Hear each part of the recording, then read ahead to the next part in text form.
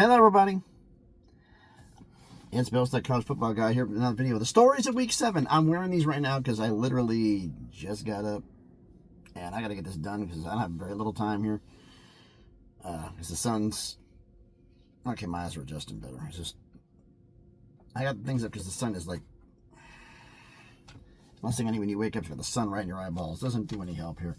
Now, we got some games to talk about here, as well as the 3 games that you made your picks on, that you told me, hey, this is the games you got to pick the games, make picks on. So, we get a bunch of games here. Games that are going to just be deciding some postseason spots. I mean, seriously. First off, let's start up with a game with 5-0 Ohio State at 5-1 Illinois.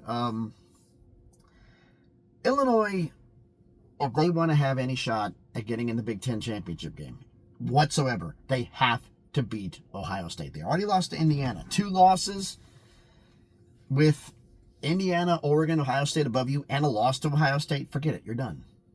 You lost to one of them. You can't lose to 2. This is a must-win for them. So the question is, can Illinois pull off the upset, or will Julian Sayin and the boys get down to business? Well, they're a 14-point favorite, so you tell me.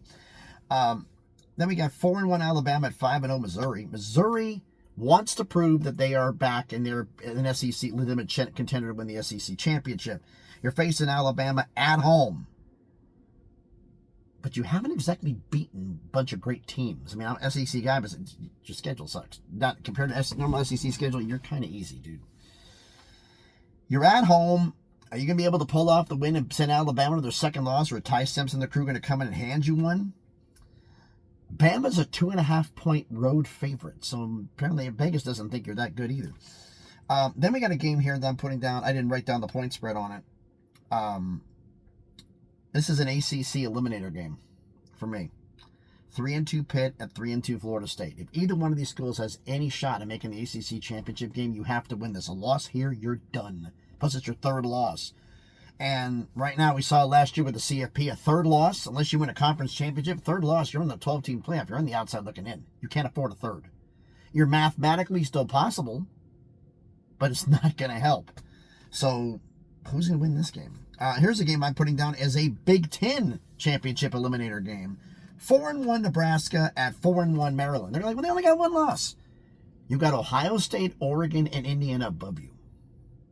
You can't afford this. 2 losses, 1 to a team that's not in those top 3. You can't afford this. This is a big, important game for both of them. They want to have any shot at making the Big Ten championship game. They're going to have to win this game. Nebraska's a 6.5-point road favorite, so that tell you something right there. Now we've got a game. I didn't put the point spread on this one. 2-3 Arkansas at 4-1 Tennessee. It's my Vols. Arkansas won this game last year in Fayetteville. Tennessee is looking for revenge. It's in Neyland. But this is Bobby Petrino's first game as the head coach. And we saw what happened with Tim Skipper and Jerry Neuheisel at UCLA, what they did at Penn State in their first game. The change in culture, the change things, the players get inspired on the road in Neyland. Can they hurt Tennessee's chances? Can they send them to their 2nd loss? Or will Arkansas is already on the outside looking in with 2-3? Will Tennessee put them out of their misery, put them their 4th loss? They're walking the fence, and any shot at the SEC championship or serious postseason consideration is done. Can Arkansas win 2 in a row and pull off this upset? We're going to see here. That's going to be interesting. All right, next up, we've got another Big Ten eliminator game, I think. 4-1 Michigan and 4-1 USC, especially with USC's loss to Minnesota. Michigan beats USC, forget it, they're out. Michigan, maybe get back into this. But I look at this, and I didn't pick the odds. I didn't put the point spreads on any of these remaining games either. The non-pick games. I think this realistically, for USC, it's eliminator. Michigan, it very well could be, because if USC doesn't do anything and you lose to USC, it could eliminate you for the Big Ten contention again. All the teams above you. It's going to hurt them. So we'll see about that. Then we got 2 games here that are the pinball machine games, Big 12 games, and they're going to go a long way to determining who battles for the Big 12 championship. The favorite wins, it crystallizes the picture. The favorite loses, oh boy, we got a mess. 5-0 BYU at 4-1 Arizona. BYU top 25 ranked, doing a great job here. Can they get to bowl eligibility in 6-0? By the way, shout out Memphis. Forgot to mention this last week. Y'all went 6-0 last week.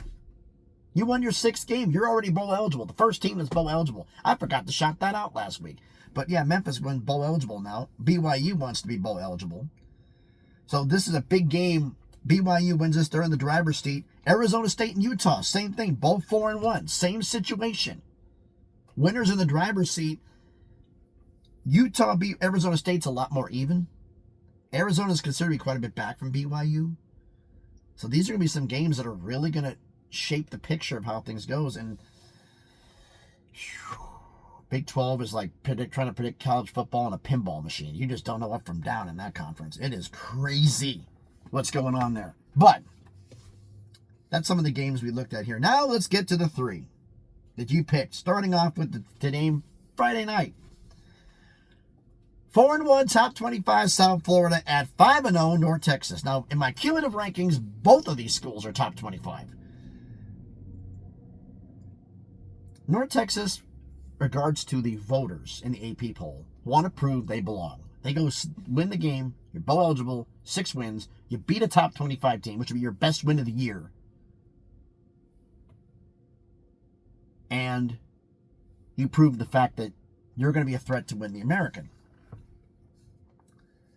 So South Florida, they're 4-1. This loss, well, their loss was to Miami, so it doesn't really hurt them. But one loss, it's going to shape the American championship picture for the American. So this is going to be big because it's basically a four-horse race in the American. Memphis, South Florida, Tulane, North Texas.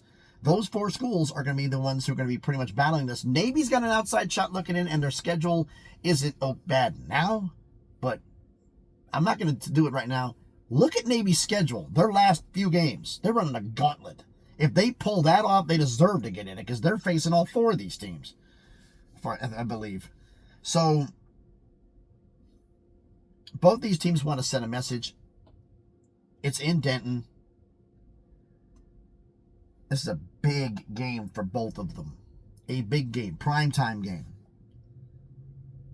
North Texas is a 1.5 point home favorite. Normally you get 2-3 points just for being at home, so this is basically a pick 'em. But I have more faith in Byron Brown and South Florida because what they did to Florida, what they've done on the season, who they've beaten, the top 20, Boise State, Florida. They got beat up by Miami, but everybody's going to get beat up by Miami. Miami may be the team favored to win the national championship this year. So I have more faith in Byron Brown and South Florida than I do with Dallas Goers calling plays than I do in North Texas. I'm sorry, Mean Green, but I'm picking South Florida and give me the 1.5. I think I'm taking South Florida to win this game. Second game, we got 2 of them. Both of them are going to be at the same time, 3:30 kickoff, which sucks. But 5-0 Indiana and 5-0 Oregon. Oh boy. Another notification. Don't you hate when these damn things show up right in the middle of the thing? Actually, it's my alarm because I'm supposed to be up, so I'm already ahead of the alarm. This is 2 of the top 3 teams in the Big Ten battling it. Oregon wants to show the fact, hey, last season went a fluke. We want to get back to the Big Ten title game and win back-to-back Big Ten championships. Dan Lanning wants to prove the fact that this team is for real. Last year was a flash in the pan. They're off to a fantastic start, and they're looking great right now. Top 2 team in the country. Curt Cignetti and Indiana want to prove the fact that they belong. That they are legit. Going on the road in Autzen and beating Oregon would accomplish that. Because the one thing about Curt Cignetti, and a lot of people I've heard, and Steve from the Big Mound's a huge Indiana fan, and a huge Curt Cignetti fan. My problem with Curt Cignetti has been one thing. He does one thing remarkably well, which is, in thinking about it, is absolutely simplistic. But so many coaches fail at it, which is mind-boggling. Beat the teams you're supposed to beat. His teams don't overlook anybody. They don't overlook teams. The teams you're supposed to beat, they don't sleepwalk. They don't get caught napping. They beat them all. If they're better than them, they beat them. Curt's problem, no matter what level he's been at, any team that is as good, really a little bit better, or way better than him, he cannot game plan for being out-talented. He's not that kind of a coach. He has never been that kind of a coach. When he's had the talent advantage or evenly in the playing field, he does good. When he's talent deficit, he struggles. He doesn't have that game plan. That's been one of his biggest weaknesses his entire career. Coaches who have lesser talent, Billy Napier can out-coach teams with teams are better than his at Louisiana and Florida, can out-game plan teams to get him. He's had that Achilles heel, Curt Cignetti, his entire career. He cannot get his guys up. He's got, I think, like 1 or 2 out of like 15 to 20 games. Does great with the teams as good or below than him. Better than him, he can't do it. And until the fact he proves he actually can, and Oregon's at home, Oregon's a 7-point home favorite. Give me Oregon. I'm laying the 7 points. Until Kirk could prove the fact that he actually could beat a team better than the one he's got, which he struggled to do his entire coaching career, no matter what stop he's been at, that's going to continue. Now, last one. The Red River Rivalry. Neutral site in the Cotton Bowl. 5-0 Oklahoma at 3-2 Texas. Oh boy. Talk about underlying problems on this game. Like Indiana and Oregon, everybody's at full strength. Everybody's at full centers. Head to head. Ready to go. Can't say that about Oklahoma and Texas. John Mateer out. Hurt. Might play. Might not. They didn't exactly do bad last week when he was out. So, I mean, just saying. Arch Manning having his struggles. Everybody's throwing Arch under the bus. Let me explain something. Is Arch struggling to diagnose plays? Yes. But when you have an offensive line that's absolute trash, it doesn't help you. At all. I said this before, I believe. I use the old Vinny Testaverde analogy when he was with the Creamsicle Bucks back in the day. When the offensive line was absolute garbage, he was running for his life and throwing off his back foot because he didn't have any damn choices. He didn't want to get hit. And made bad decisions, a lot of picks. Goes to the Jets with a Pro Bowl caliber offensive line, and he goes to the Pro Bowl in his late 30s because he had someone who could block. 50 yards rushing for Texas last week, and Arch was the leading rusher. They can't run block. Arch got sacked a lot. They can't pass block. Texas needs this game. They're 3-2. You lose this game, especially if Mateer's out. You lost to Florida and lost to Oklahoma without Mateer in the Cotton Bowl. 2 conference losses.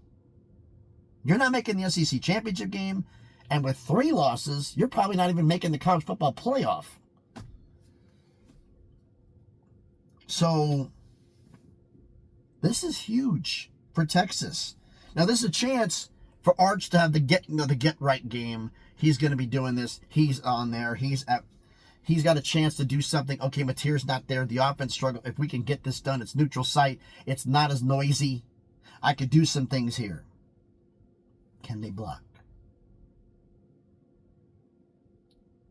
I'd be willing to live with the mistakes and say it's on Arch if you actually block. But if you can't block for the run, no run block, no pass block, no nothing, I don't give a damn how good your quarterback is. He's going to be flat on his back and making a lot of picks, which is what Arch has been doing.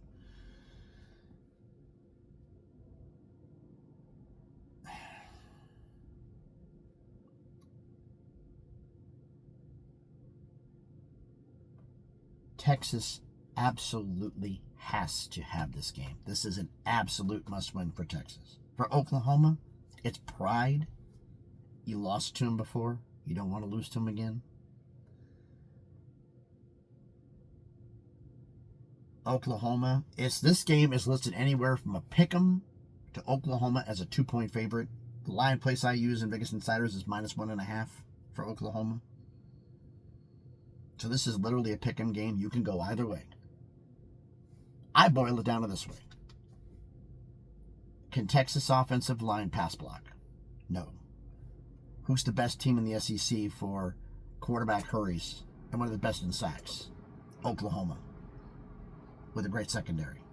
The offense could sputter, but the defense is good. That being said, sorry, Arch. I picked Texas. This is hit myself in the back of the damn head.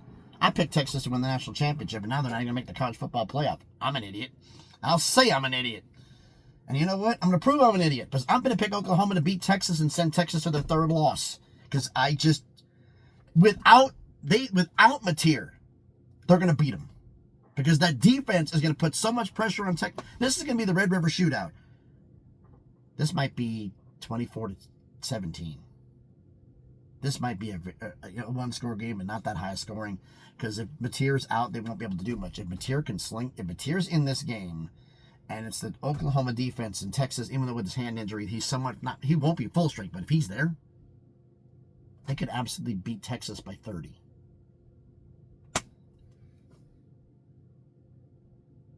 That's how bad this is, folks. So, with Mateer or without Mateer, don't care. I'm picking Oklahoma -1.5. I'm picking them to win this game. So, I've done enough talking. Why don't you let me know what you think about all my crazy picks and the stories of the week? Let me know down in the comments. Again, thanks everybody for watching the video. If you haven't done it already, do me the favor. Smash the like button, hit the thumbs up. Helps with the algorithm, helps the video be seen by more people. Comment on the video. What's the game this week you're looking forward to the most? Let me know in the comments section. And again, going through the picks, y'all picked the 3 games. So I'm picking South Florida -1.5 plus 1.5 on the road at North Texas. I'm picking Oregon -7 at home against Indiana. And I'm picking Oklahoma -1.5 neutral site against Texas in the Cotton Bowl. That's my picks for the week. Let me know what you think about my picks down in the comments. Share the video if you want to. I'm done already. Check out some of the videos that I've done. If you like it, hey, subscribe to the channel. On the road to 2K, trying to make some magic happen. We're getting viewership up now a little bit because this is during the season. Realignment news is what gets channels blowing up, and we have a little bit I'm getting to. I've got more coming because the Snowball series is going to kick up again next week. There's also a little bit. We're going to see what happens with if I'm going to get out-scooped regarding some Mountain West news. But that's probably going to be a couple weeks down the road before that one pops because I got a couple little bits here, but not enough to be confirmed. You know, one person telling me something after getting burned so many times before, I need more people who don't know each other telling me the same thing so I can have with it. I mean, if one person's story, a rumor, and innuendo doesn't really rate for me. I need more stability in this. So we'll see about that. But anyway, so thanks everybody for watching. Who's having a great Friday. We got some great college football. Oh, one other thing. I almost forgot. But you know what? I'm going to put this up in a poll later on, not right now in this video. It's about doing something for next year. Because I did my subscriber schools, and you know, about the 50, about when I should open it up next year. And I was literally thinking almost right after the national championship game, just start saying, hey, let's go. Start picking schools. So that way we get it done earlier, and I can have a little bit of a jump start on knowing who I got to deal with. But I'll throw that out. Why not? If you want to, those of you who actually watched to the end, you can answer the question. So let me know what you think in the comments. So thanks everybody for watching. Have a great weekend. Some great college football. Be safe and please be good to each other.